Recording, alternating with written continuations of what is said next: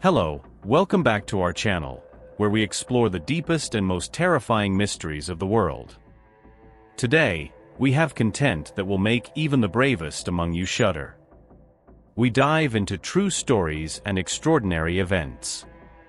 These are reports of eerie shadows, evil presences, and paranormal encounters that challenge all logical explanations. Prepare to hear stories that will stir your mind and heart. From visions of spectral figures to frightening premonitions, escapes, and psychological fears, these episodes will make you question everything you think you know about life and death, and whether we are really alone, and challenge your sanity.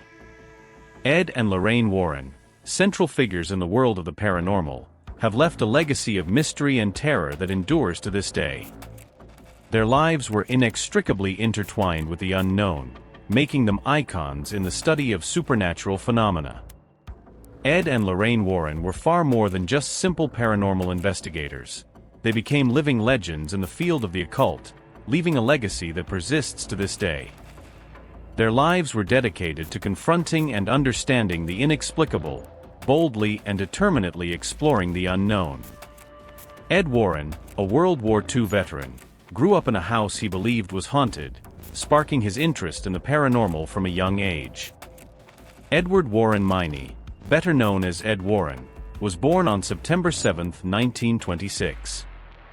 From a young age, Ed was exposed to the paranormal, growing up in a house he believed to be haunted. This initial experience sparked his interest in the occult and led him to study demonology on his own, becoming one of the few non-ordained demonologists recognized by the Catholic Church.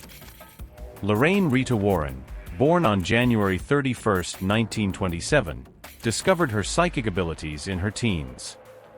She could see auras and communicate with spirits, a gift that initially scared her but she eventually accepted and used to help others. Lorraine, on the other hand, discovered her abilities of clairvoyance and mediumship during her adolescence. Together, they formed an unbeatable duo: Ed, the self-taught demonologist, and Lorraine, the sensitive capable of communicating with spirits.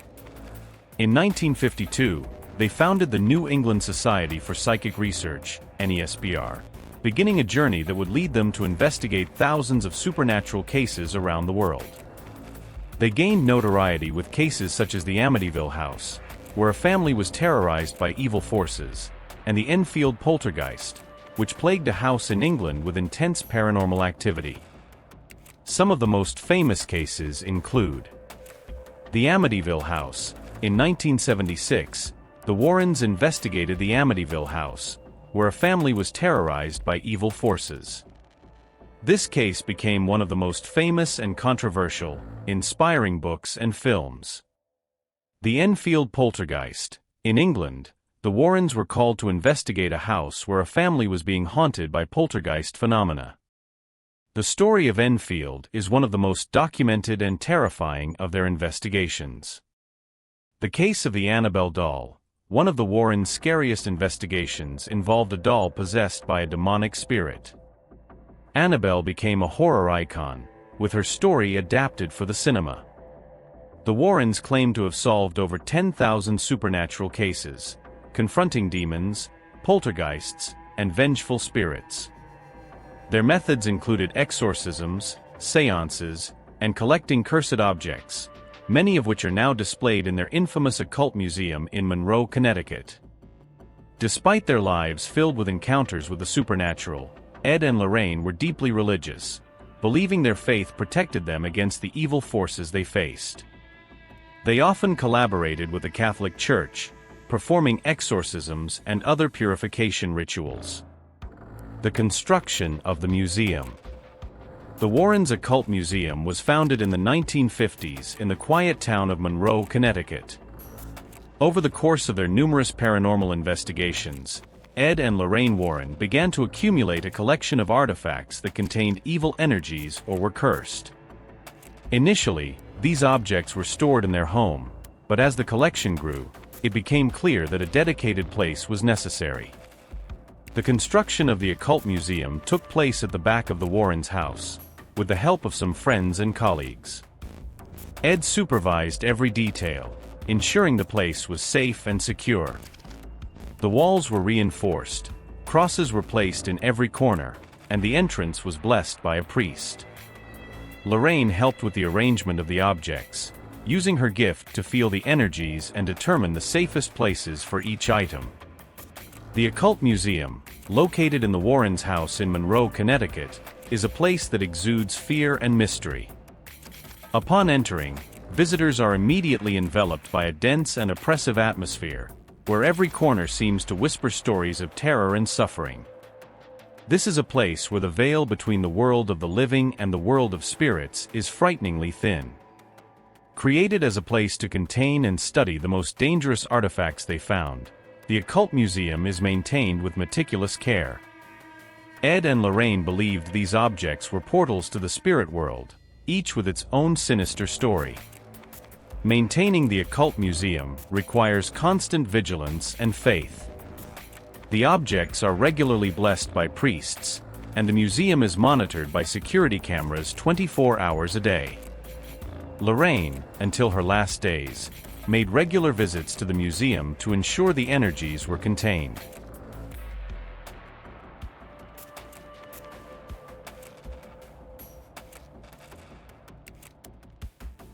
Despite the precautions, the sense of danger never completely disappears. Visitors leave the museum with an unsettling feeling, as if something is following them. Many report paranormal events occurring in their homes after the visit, fueling the mystery and fear surrounding the Warrens' Occult Museum. Each object tells a story of horror and tragedy, and the question that lingers is, are all these spirits truly contained? Or are dark forces still lurking, waiting for the opportunity to break free and spread chaos again? As you leave the museum, this doubt persists, leaving a sense of fear that never really dissipates. Ed, always the meticulous investigator, knew these items couldn't simply be discarded or left within anyone's reach. Lorraine, with her spiritual sensitivity, felt the presence and energy of the objects, understanding the danger they posed.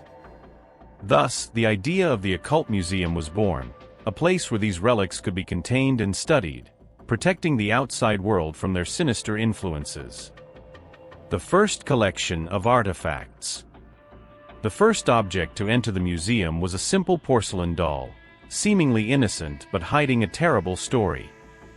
This doll, which moved on its own and whispered words of hate, was a gift from a solved case in New York. Ed and Lorraine realized that to protect people from such entities, they needed to confine these objects in a safe place. Thus, the museum began to take shape, with each new item brought from their investigations around the world. Objects and their sinister stories. Cursed Mirror. The cursed mirror that now resides in the Warrens' Occult Museum has an origin shrouded in mystery and tragedy. Originally, it belonged to a wealthy family in New Orleans, known for their connection to the occult and practices of black magic. The mirror, a majestic piece with an intricately carved golden frame, was the pride of the family mansion, hung in the grand living room. The Devereaux family, notorious in New Orleans high society in the 19th century, had a dark secret. They were necromancers, a type of magician that communicates with the dead. The mirror was an essential tool in their rituals, used as a portal to the spirit world. The matriarch of the family, Marguerite Devereaux, a powerful and feared necromancer, used the mirror to summon and control entities from beyond. Marguerite was known for her beauty and cruelty. She used the mirror to enslave spirits, forcing them to carry out her orders. However, Marguerite's thirst for power ultimately led to her downfall.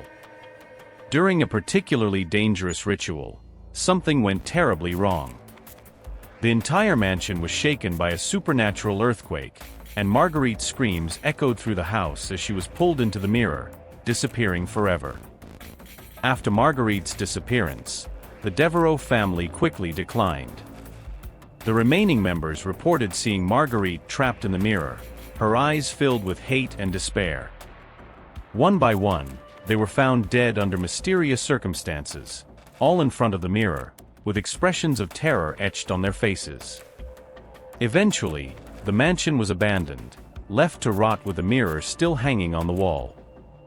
Decades later, the Devereaux mansion was bought by a real estate developer who intended to turn it into a luxury hotel. During the renovation, workers discovered the mirror and reported feeling an oppressive presence and seeing dark figures reflected in the glass. The rumors attracted the attention of Ed and Lorraine Warren, who immediately recognized the potential danger. Ed and Lorraine brought the mirror to the Occult Museum, where it was placed in a specially prepared room, surrounded by protection symbols and crosses. Lorraine, upon approaching the mirror, felt an intense malevolent presence and visions of Marguerite trying to escape her prison. The mirror, though contained, continues to emanate an aura of evil. Museum visitors report feeling intense cold when approaching and hearing indistinct whispers. Some claim to see Marguerite in the reflection, her eyes burning with eternal hatred. Others report seeing their own distorted images, as if something is trying to take their place. Despite the Warrens' efforts to contain the entity, the mirror remains a source of fear and fascination.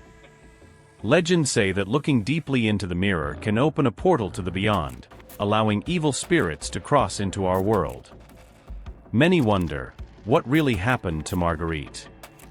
Is her spirit eternally trapped in the mirror, or is there something more sinister lurking, waiting for the opportunity to escape? The cursed mirror is a dark reminder of the dangers of meddling with forces beyond our control. It remains in the Occult Museum as a testament to the terrifying consequences of necromancy and the thirst for power. And so the unsettling question persists: who will be the next to look into the mirror and face the terror it reflects? Cursed piano. The cursed piano that today resides in the Warrens' Occult Museum was originally found in an old music school in a small town in Massachusetts. The school, built in the late 19th century, was known for its Gothic architecture and dark corridors that seemed to whisper secrets of the past. The piano, a majestic black grand, was the centerpiece of the Grand Concert Hall, where many memorable recitals and performances took place. The story of terror associated with the piano begins with a young musical prodigy named Emily. Emily, the only daughter of a devout couple, showed an extraordinary talent for music from an early age. By the age of 16, she was already considered a piano virtuoso, her ability leaving everyone amazed. Her proud parents decided to enroll her in the renowned music school to further develop her talent. Emily quickly became the star of the school, and her recitals were eagerly awaited. However, there was something strange about her relationship with the piano. She seemed completely absorbed when playing, as if in a trance, and her eyes would take on an almost supernatural gleam. Her classmates began to notice that the temperature around the piano would drop drastically, and whispers could be heard. Everything culminated on a fateful night during the year-end recital. The hall was packed, with parents, students, and teachers eagerly awaiting Emily's performance. She stepped onto the stage with a distant, cold look and began to play a dark and melancholic piece that no one recognized. The melody seemed to envelop the audience in a feeling of sadness and despair.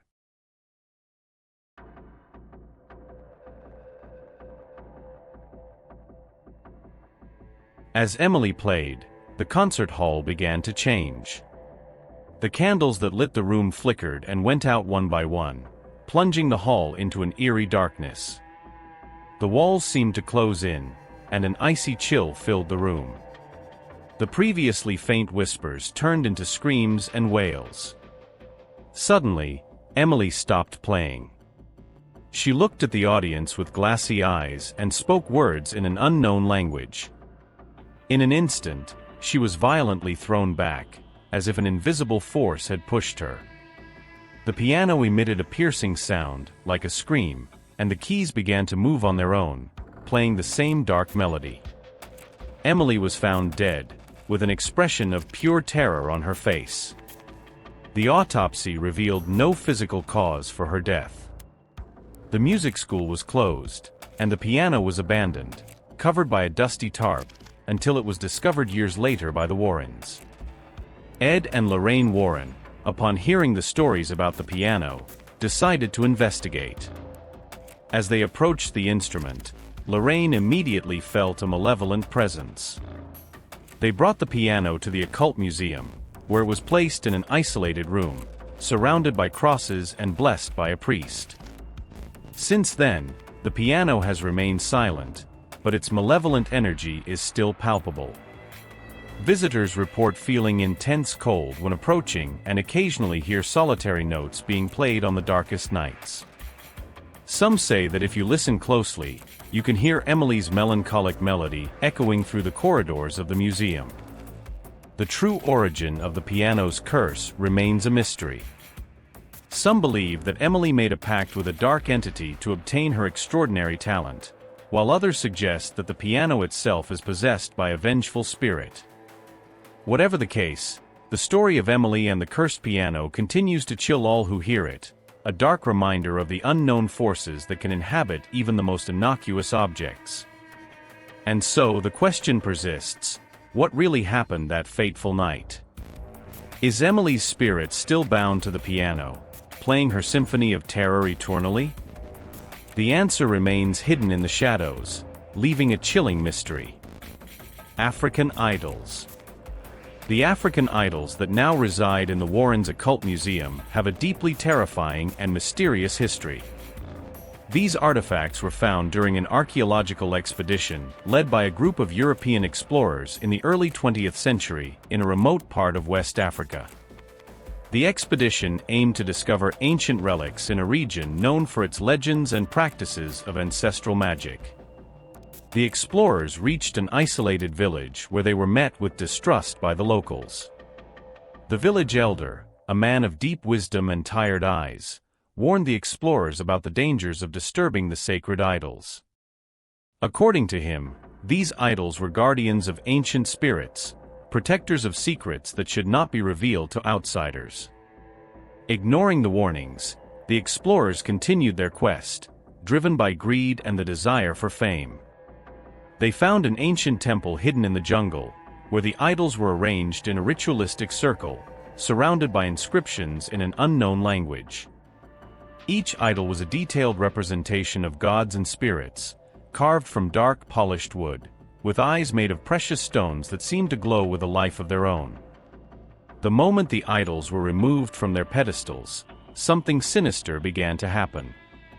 The jungle around them became eerily silent, and an icy wind swept through the temple, bringing with it a sense of despair. The explorers, initially jubilant about their discovery, soon began to experience disturbing visions and indescribable nightmares. During the journey back, one by one, the members of the expedition succumbed to strange illnesses and bizarre accidents. Those who survived arrived home only to find their families and loved ones embroiled in a series of inexplicable tragedies. The few remaining survivors were tormented until the end of their lives, unable to escape the curses they had unleashed. When Ed and Lorraine Warren heard about the idols, they knew these artifacts needed to be contained. They acquired the idols through one of the few survivors of the expedition, who was desperate to get rid of the cursed objects. Upon their arrival at the Occult Museum, the idols were placed in a specially constructed room, surrounded by protection symbols and blessed by a priest. Even contained, the idols continue to emanate an aura of fear and malevolence. Lorraine, with her spiritual sensitivity, often feels an oppressive presence when entering the room. Visitors report feeling intense cold, and many describe hearing whispers in an unknown language. Some even claim to see shadows moving around the idols, as if they were alive. The true nature of the African idols and the spirits they guard remain a mystery. The inscriptions in the temple, which were never fully deciphered, may hold clues about the secrets and hidden powers these idols possess. Some believe the idols are portals to other dimensions, guarded by entities beyond our understanding.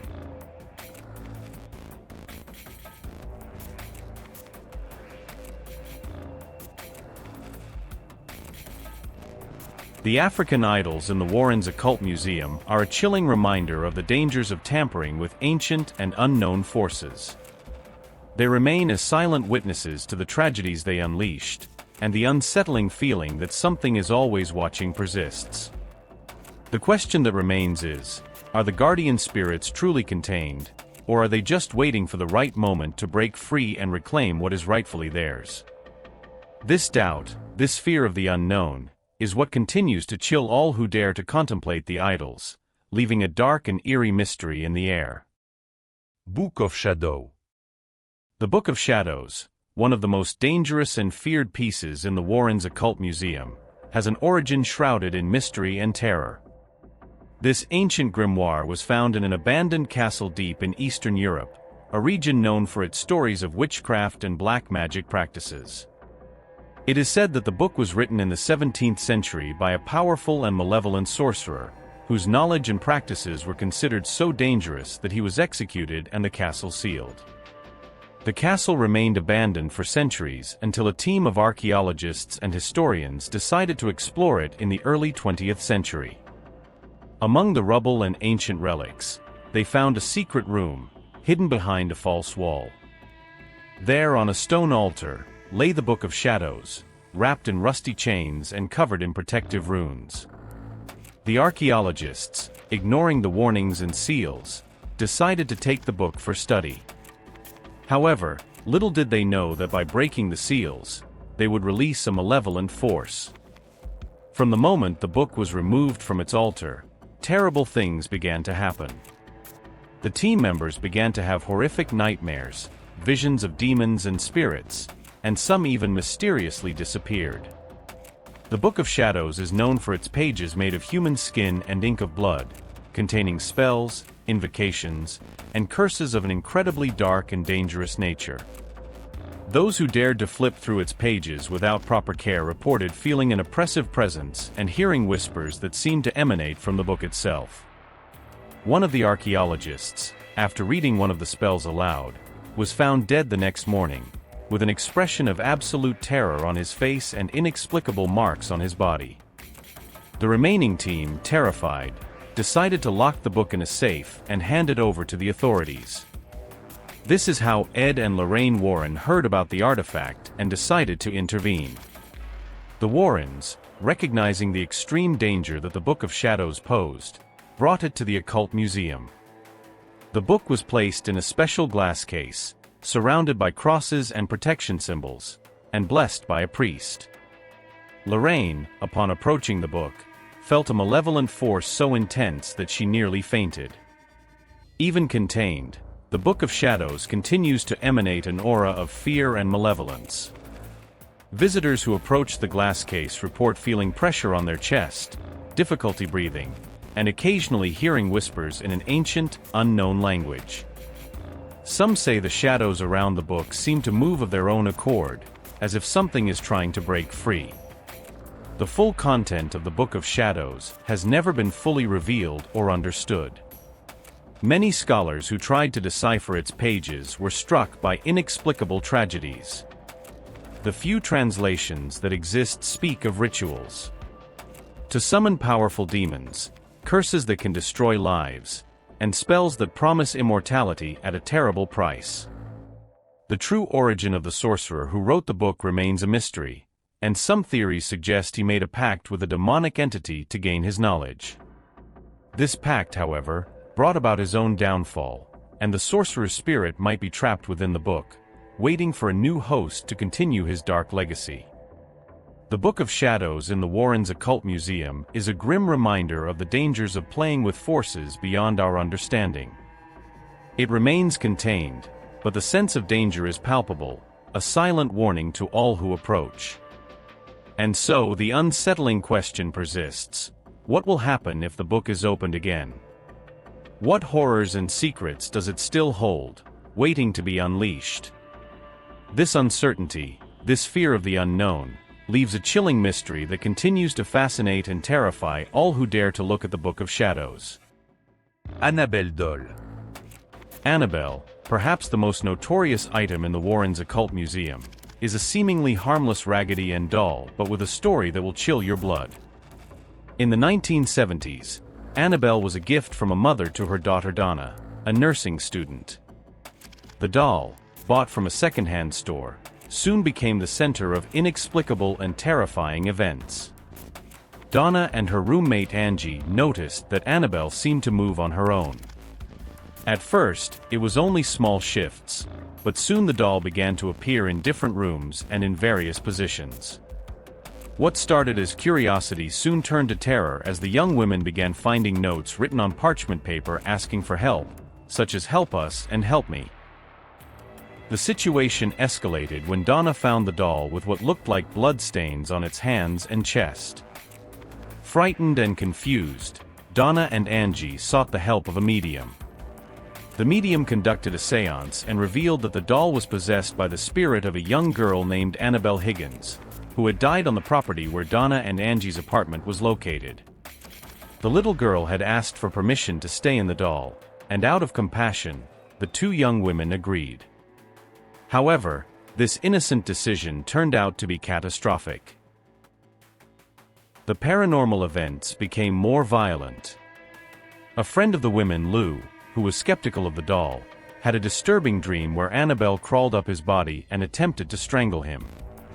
Days later, Lou was attacked by an unseen force, leaving deep claw marks on his chest. The situation became unbearable, and Donna sought the help of Ed and Lorraine Warren. Ed and Lorraine Warren, upon investigating the doll, discovered that Annabelle was not possessed by a human spirit, but by a demon using the doll as a conduit to manipulate and ultimately possess a human soul. The Warrens explained that the demon was in the infestation phase with the doll, aiming to eventually possess Donna. They conducted an exorcism in the apartment and took Annabelle with them to prevent further harm. Even during the drive, the doll exhibited its malevolent nature, nearly causing a fatal accident by manipulating the Warrens' car. At the Occult Museum, Annabelle was placed in a specially made glass case, blessed by a priest. A sign with the warning, "Positively do not open," was placed before the case. Yet, the malevolent presence of Annabelle is still palpable. Lorraine, with her mediumistic abilities, often feels the negative energy emanating from the doll. Visitors to the museum report feeling intense cold when approaching Annabelle. Some hear indistinct whispers and feel an oppressive presence, as if being watched. There are reports that the doll's expression seems to change, its button eyes following people around the room. Despite all safety measures, Annabelle remains a source of constant fear. The true origin of the demon inhabiting the doll remains a mystery. Ed and Lorraine always believed that the demon was waiting for an opportunity to escape and find a new victim. The glass case, although a barrier, is only a temporary containment for such a malevolent force. The story of Annabelle serves as a grim warning of the dangers of the unknown and the forces beyond our understanding. She remains contained in the Occult Museum, but the unsettling question persists: what will happen if Annabelle escapes again? Who will be the next victim to fall under her evil influence? This doubt, this constant fear, is what terrifies all who know her story, leaving a chilling and eerie mystery in the air. Cursed dolls. In the Warrens' Occult Museum, there is a collection of cursed dolls that occupy a specially protected room, each with its own macabre and disturbing story. These dolls, though varying in appearance, share a dark fate. All were tools for malevolent forces that haunted and terrorized their former owners. The presence of these dolls is so oppressive that even the most skeptical visitors feel a shiver run down their spine when approaching them. One of the most notorious dolls is the porcelain doll of Eloise, a delicate piece with blue glass eyes and curly blonde hair. Eloise, an 8-year-old girl, received the doll for her birthday. Soon after, strange events began to occur. The doll moved on its own, whispered at night, and sometimes appeared in Eloise's bed, staring directly at her. One night, Eloise woke up screaming, claiming the doll had tried to strangle her. The family, desperate, called a priest, who declared the doll to be possessed by an evil spirit. It was then that the Warrens were called to intervene. They discovered that the doll was linked to a vengeful spirit of a child who had tragically died in the house where Eloise's family lived. Rosie, a rag doll with embroidered eyes and a sewn smile, was found in an abandoned orphanage in England. The doll was discovered by a group of teenagers exploring the old building. Shortly after taking Rosie home, they began experiencing paranormal phenomena.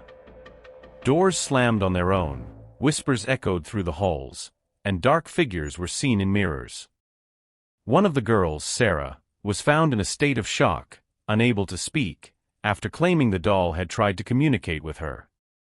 Sarah drew disturbing pictures of a girl trapped in the doll, begging for help. The Warrens were called and discovered that Rosie was possessed by the spirit of a girl who had been mistreated and died under suspicious circumstances in the orphanage. Isabella, a hand-carved wooden doll, was found in an old villa in Italy. The doll, though simple in appearance, had a strange penetrating gaze that immediately caused discomfort. The family that found Isabella began experiencing a series of unexplained events. Objects moved on their own, whispering voices were heard at night, and family members began having terrible nightmares of a ghostly girl. The situation worsened when the family's youngest daughter, Maria, began talking to the doll as if it were a real person. Maria claimed the doll wanted to play with her forever and began isolating herself. The Warrens were called and conducted an investigation that revealed Isabella was linked to an evil spirit of a girl who had been sacrificed in an occult ritual by the villa's former owners. The cursed dolls are now contained in specially made glass cases in the Occult Museum, each surrounded by crosses and protection symbols. Despite the safety measures, visitors to the museum report feeling an oppressive presence when approaching the dolls. Some say the dolls' eyes seem to follow them around the room, and there are reports of indistinct whispers that seem to come out of nowhere. The true nature of these cursed dolls and the spirits that inhabit them remains a mystery. The Warrens believed that each doll was a portal to another world, a tool used by evil spirits to interact with the world of the living. Though contained, the dolls seem to wait patiently, as if knowing their opportunity to spread terror again will come. The stories of the cursed dolls in the Warrens Occult Museum serve as grim reminders of the dangers of the unknown and the forces that can inhabit even the most innocent-looking objects. Each doll is a silent witness to the tragedies and horrors they caused. And so the unsettling question persists: what will happen if the dolls are released again? Who will be the next victim to fall under their malevolent influence? This doubt, this constant fear, is what terrifies all who know their stories, leaving a chilling and eerie mystery in the air. Toy Monkey. The toy monkey that now resides in the Warrens Occult Museum was found in an abandoned house on the outskirts of Boston, Massachusetts. This strange toy, with its eerie smile, staring glass eyes, and metal symbols in each hand, seems harmless at first glance, but its history is marked by a series of disturbing and unexplained events. The monkey was originally a gift for a boy named Tommy, who lived with his parents in an old isolated house. From the moment the monkey arrived in the house, strange things began to happen. Initially, Tommy loved his new toy, which clapped its cymbals and emitted a cheerful laugh when activated. However, over time, the monkey's behavior became unnerving. Tommy began waking up in the middle of the night screaming, claiming the monkey moved on its own and talked to him. Tommy's parents initially dismissed the reports as childish nightmares, but soon they too noticed strange occurrences.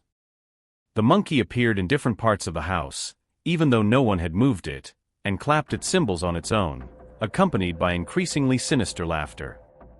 One night, Tommy's mother was awakened by the relentless sound of clapping cymbals. When she entered Tommy's room, she found the boy trembling in a corner, the monkey standing in the room, clapping its cymbals uncontrollably. The terror in Tommy's eyes was palpable, and the mother, desperate, tried to destroy the toy. But without success. The events grew darker. Tommy's father was found dead in the basement, with inexplicable claw marks on his body. The mother, in a state of desperation, sought the help of a priest, who blessed the house, but the paranormal phenomena continued. The monkey, now seen as the epicenter of the malevolent activities, was eventually handed over to the Warrens. Ed and Lorraine Warren immediately sensed the presence of a malevolent force when they received the toy monkey. Lorraine, with her mediumistic abilities, had disturbing visions of a spirit trapped within the toy, a spirit summoned during an occult ritual in the house. This evil spirit had attached itself to the monkey, using it to spread fear and chaos. The Warrens decided to bring the monkey to the Occult Museum, where it was placed in a specially made glass case and blessed by a priest. Despite the protection measures, the malevolent presence of the monkey is still palpable. Even in its glass case, the monkey continues to emit an aura of fear. Visitors report feeling uneasy when approaching the toy, and some hear the clapping of cymbals and sinister laughter. There are reports that the monkey moves slightly during full moon nights, as if trying to escape its glass prison. The true nature of the spirit inhabiting the toy monkey remains a mystery. The Warrens believed the spirit was extremely old and powerful, and that its connection to the toy was the result of a failed ritual. Although contained, the monkey seems to wait patiently, as if knowing its opportunity to spread terror will come again. The story of the toy monkey is a grim warning of the dangers of playing with forces beyond our understanding. It remains in the Occult Museum, but the sense of danger never fully disappears. And so the unsettling question persists: what will happen if the monkey breaks free? Who will be the next victim to fall under its malevolent influence? This doubt, this constant fear, is what terrifies all who know its story, leaving a chilling and eerie mystery in the air. Samurai armor. The samurai armor that now stands in the Warrens Occult Museum is a relic from the Sengoku period, a time of constant warfare in feudal Japan. This armor, masterfully forged and adorned with intricate details, was found in an abandoned temple in the mountains of Japan. What set it apart from other historical pieces was the palpable presence of malevolent energy emanating from every metal plate. The armor belonged to a samurai named Hachiro Kurigane, a warrior known for his cruelty and relentless skills on the battlefield. Kurigane was a vassal of a powerful feudal lord and participated in numerous bloody battles. His bloodlust was legendary, feared by both enemies and allies. It is said that Kurigane made a pact with dark entities to become invincible, offering his victims as sacrifices in macabre rituals. However, Kurigane's fortune took a drastic turn. During a decisive battle, he was betrayed by his own men and fell into an ambush. Before dying, Kurigane swore revenge and promised to return from the beyond to punish his traitors. His death was accompanied by a violent storm, and his body, still in the armor, was left on the battlefield. The armor was later recovered and brought to the temple, where monks tried to cleanse it, but without success. It was believed that Kurigane's vengeful spirit was permanently bound to the armor, turning it into an object of terror and curse. Over time, the temple was abandoned, and the armor remained forgotten until it was rediscovered centuries later. The Warrens heard about the armor through contacts in Japan, who reported increasing paranormal activities in the old temple. Determined to investigate, they brought the armor to the United States, where they quickly realized they were dealing with something extremely dangerous. The armor was placed in an isolated room in the Occult Museum, surrounded by protection amulets and crosses, and blessed by both Buddhist and Catholic priests. Since the armor's arrival, unsettling phenomena have occurred. Museum visitors report feeling an oppressive presence when approaching the armor. Some hear the sound of a distant battle, with screams and the clanging of metal. Others report seeing the ghostly figure of a samurai in full armor standing motionless, but with eyes glowing with fury. On dark and stormy nights, the armor seems to come to life. Museum staff have seen the armor move slightly, as if carried by an invisible force. Lorraine Warren, using her mediumistic abilities, had visions of Kurigane, blood-soaked, marching into battle, determined to fulfill his revenge vow.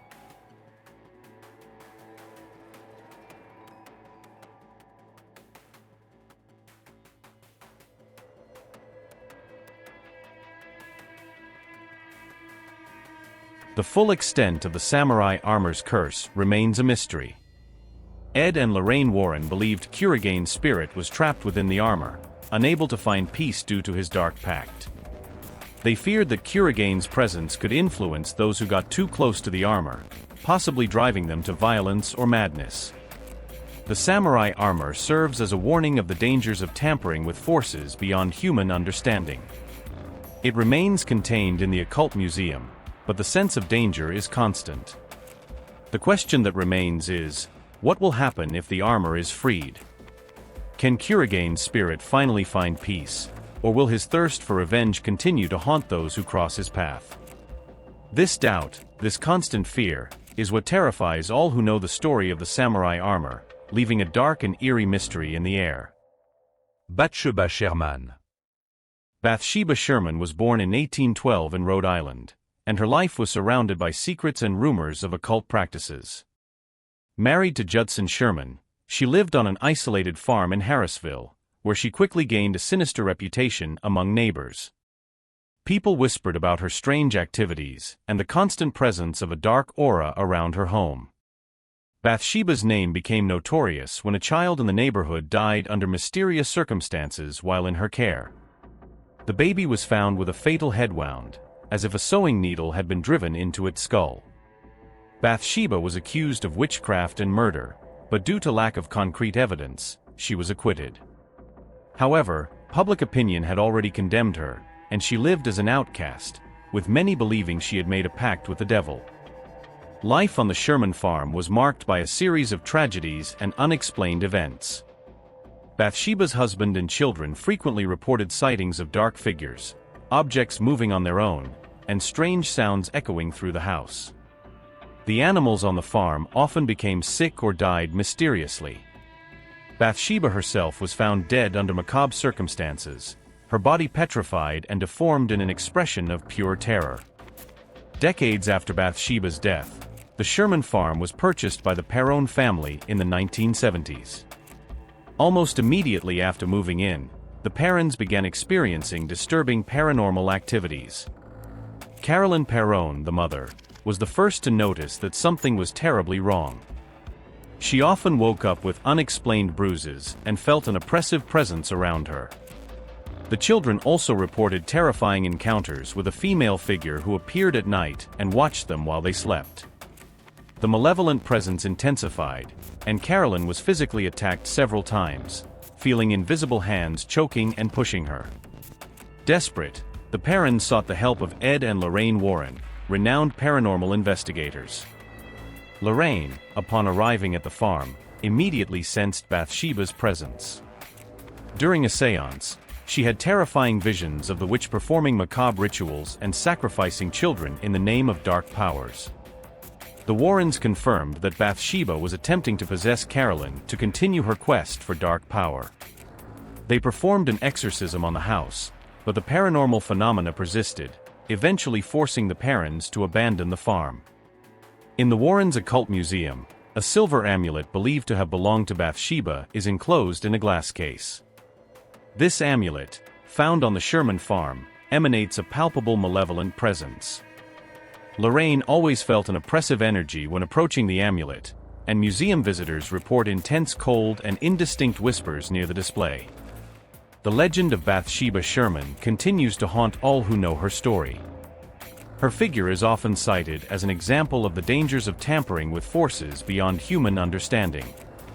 Many believe her spirit never found peace and that she continues to haunt the now-abandoned Sherman farm, searching for a new opportunity to spread terror. The true extent of Bathsheba Sherman's powers and the nature of her pact with the devil remain a mystery. Ed and Lorraine Warren always believed there was more to Bathsheba's story than was known. They feared that the witch was connected to a much more powerful demonic entity than anyone could imagine. Bathsheba Sherman's story serves as a grim warning of the dangers of the occult and the forces that can be unleashed by those who seek power at any cost. Her name continues to evoke fear, and the unsettling question remains: what lies still hidden in the shadows, waiting to be discovered? This doubt, this constant fear, is what terrifies all who know her story, leaving a chilling and eerie mystery in the air. The Bride. The wedding dress that now haunts the Warrens' Occult Museum was originally made for a young woman named Anna Baker in the 19th century. Anna was the only daughter of a wealthy family in Pennsylvania, known for her beauty and grace.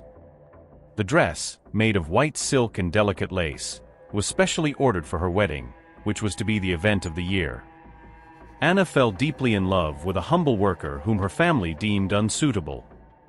Anna's father, Elias Baker, a stern and authoritarian man, forbade the marriage and forced the young man to leave town. Anna was inconsolable, her heart broken by the loss of her true love. Pain and despair took over her life, and she turned into a shadow of her former self. Anna never married. She kept the wedding dress in a large wooden chest in her room, where she often looked at it, reliving her shattered dreams. She spent the rest of her days isolated, bitter, and tormented by the loss. Anna died alone, the wedding dress still untouched, preserved as a symbol of her lost love. Decades after Anna's death, the dress was found during the restoration of the old Baker family mansion, which had fallen into ruin. The new owner, fascinated by Anna's tragic story, decided to display the dress on a mannequin in the restored house. Then, strange events began to occur. Visitors to the mansion reported seeing the ghostly figure of a woman in a wedding dress wandering the corridors. Some heard sobbing and wailing coming from the room where the dress was displayed. The figure was always described with an expression of deep sadness and despair.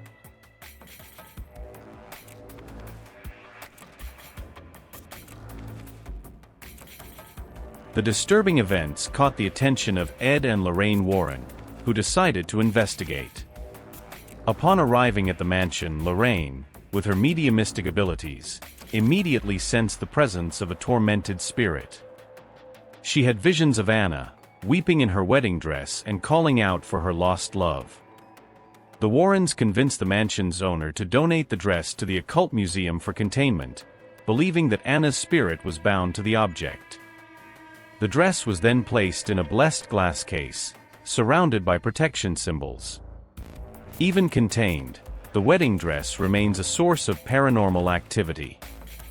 Visitors to the museum report feeling overwhelming sadness when approaching the dress. Some claim to see the ghostly figure of a bride around the museum, especially at night.